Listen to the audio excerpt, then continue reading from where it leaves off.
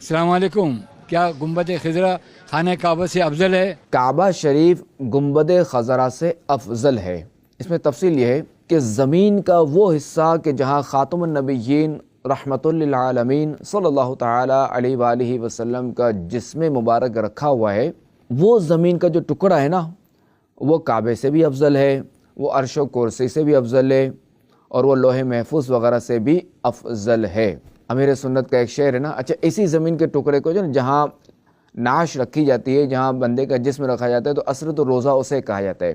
تو امیر سنت کا شعر ہے، عرش علا سے اعلیٰ میٹھے نبی کا روضہ ہے، ہر مکان سے بالا میٹھے نبی کا روضہ. کعبے کی عظمتوں کا منکر نہیں ہوں، لیکن کعبے کا بھی ہے کعبہ، کعبے کا بھی ہے کعبہ، میٹھے نبی کا روضہ.